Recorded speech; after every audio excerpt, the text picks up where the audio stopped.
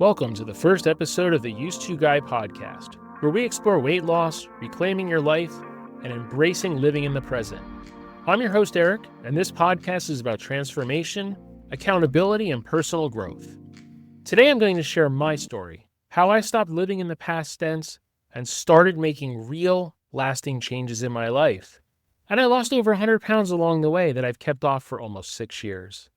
I'm not a certified dietitian or an exercise guru. I'm just a guy in his 50s who used simple tools to help him transform his life.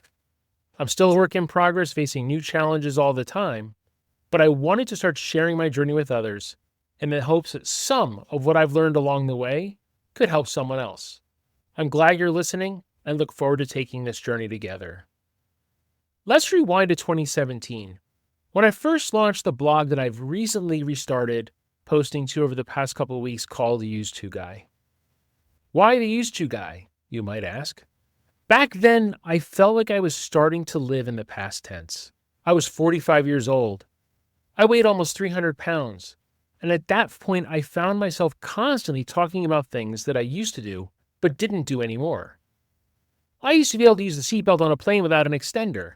I used to be able to sit in a booth at a restaurant without fearing I wouldn't be able to fit. I used to be able to keep up with my kids without feeling exhausted and my legs aching.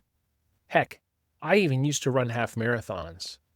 I really became aware that my best version of myself was disappearing, and that if I didn't do something, he might disappear forever. I could feel it. I could feel things slipping away. I feared that if I didn't do something, and do it quickly, I might never be able to reclaim myself. But I had no idea where to start. Yet I could feel an itch to do more, to be something more, to begin to live in the present, and to get on a path that looked forward instead of looking backward. But it all seemed so overwhelming. My turning point came in the most average of ways. It didn't happen on New Year's or my birthday. It just happened on a random weekday, sitting at work, going about my normal business. I stumbled across an article about how the director Kevin Smith had lost a lot of weight on Weight Watchers. I read the article, saw some pictures of his transformation, and I don't know why, but that story motivated me instantly. I got up from my chair, I walked over to the table, picked up my wallet, went right to the Weight Watchers site, and signed up. I made a decision, a real decision in that moment, that no matter what, I was going to work this plan. It was that simple. It was not ceremonious. And I don't know why that moment was different than any other. But I just knew that my approach was going to be different. I started with that one singular commitment to begin losing weight on that day. And after I signed up for Weight Watchers, I went down to our bathroom scale and weighed in 301 pounds, and I'm only 5'9". So I went back to the Weight Watchers site and I logged it in. And I decided that from that moment on, I was not going to break from the plan no matter what. No judgment, no guilt, just honesty and appreciation for every moment. So my first steps were simple ones. I kept things as uncomplicated as possible. I tracked my food. I focused on small daily goals. I stayed consistent. And I regularly reminded myself that good enough was good enough. I couldn't be perfect. If you set the bar that high, you simply won't be able to reach it all the time. And when you fall short, you're more likely to feel frustrated and ultimately quit altogether. Look, life can be complicated. Trying to have every single day be as good as the last day was not a challenge I could take on. Thinking about the huge amount of weight I had to lose was simply overwhelming. Instead, I chose to feel excited and empowered that I was taking steps to take control. And with each small win, I gained more and more confidence in what I was doing and in myself. When things got tough or I started to doubt myself, I leaned into my program. I stayed focused on the next meal or the next pound. I tracked everything, and little by little, I pressed on. I wasn't making massive changes by design. This was not my first rodeo trying to lose weight, far from it. My usual approach was to take an entire lifestyle change all at once. I'd diet and exercise and demand that I was on my game in all ways, but the outcome was always the same. I made things too complicated, turning everything into some kind of competition that I ultimately couldn't win, and I'd eventually burn out and stop everything altogether. This time, I wanted to do just one thing: trust and stick to the Weight Watchers plan. Here are some of my do's and don'ts. I was accountable. Each day, I tracked everything I ate. I was focused. I did one thing: focused on my food intake.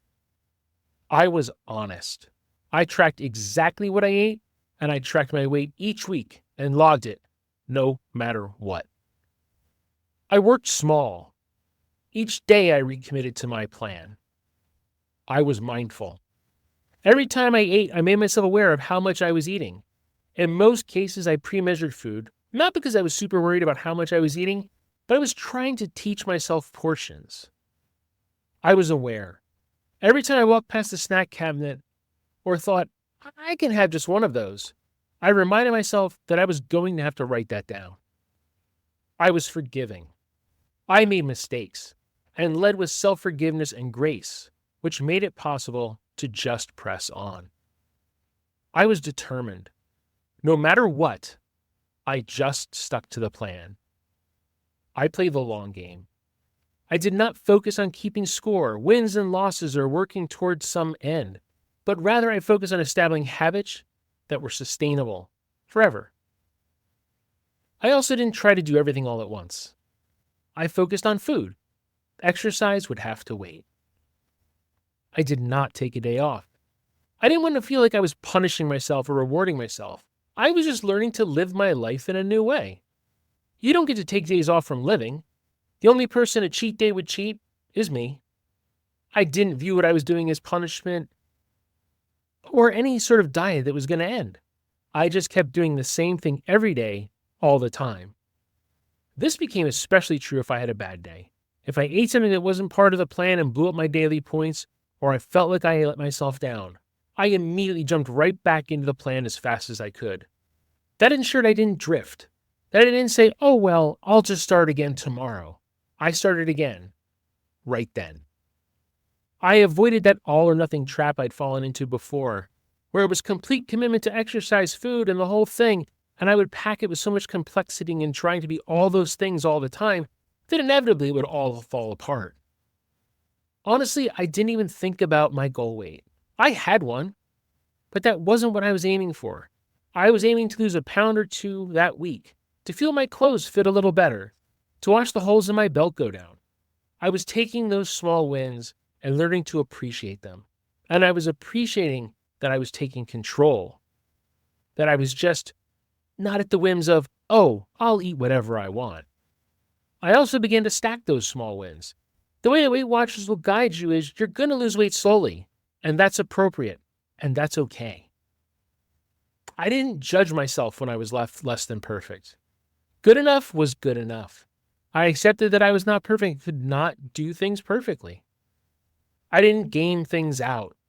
In prior attempts, I would try to make sure I lost some weight every week no matter what. So I would do stupid things like trying to sweat off weight the day before a weigh-in. Each week would turn into a challenge to beat the last week until I couldn't win and would quickly become exhausted from trying and walk away.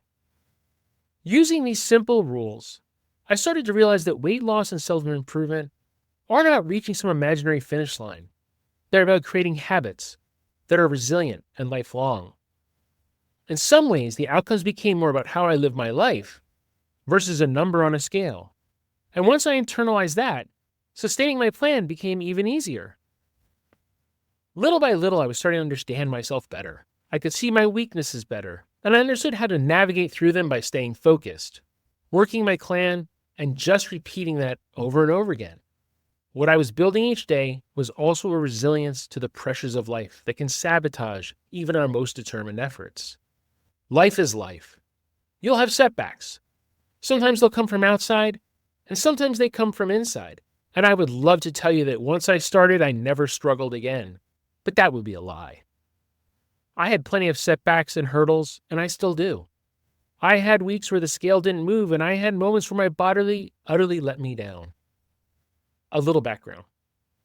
Since my mid-30s, I suffered from recurrent bouts of diverticulitis, and about a month into my journey, I got a major bout, which requires me to be on all sorts of nasty antibiotics. I can only eat certain foods, and I really can't move around because it's painful. And I remember thinking in that moment, there are two ways I can take this. Normally that episode would be one of these moments when I would just say, well, I'm not meant to do this. I'm just going to go back to the way it was. But this time, that's not what happened. Even when I was sick, I continued to track and do my best to watch what I was eating. I stayed on plan. I stayed focused, and I realized that my goals were bigger than that moment, that this was just a momentary obstacle in my way, and it would pass. And I would go back to working the program the way I wanted to. But I was forgiving myself. I didn't become angry and disheartened that my body had let me down. It was okay, and it would be okay moving forward. And I'd like to say, I never had another bout of that again, but I get them a couple times a year, and I navigate through them, and I get right back on plan when I can. Life can be like that in so many ways. Stressors may come from the outside, and I have not been immune to those kinds of challenges either. During the pandemic, I was managing to stick to my program, even with all the life stress around me. At that point, I was able to see my plan as a safe place, where I had control in a world gone crazy. And just as our family was settling into the strange but calm space of not going anywhere, my job was eliminated and a company downsizing brought on by the pandemic. That's a lot of outside stress. How am I going to find a job during the middle of a global pandemic? What will we do if I don't find another job quickly, or if we have to move?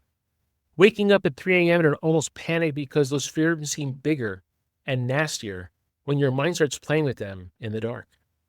Even with all this, I stuck to my plan. I just kept doing what I had done. Being in control at that point was so important. There was so little that seemed in my control. But this I could do. It was also at that point that I began to realize that the same principles I was applying to weight loss worked in other areas of my life.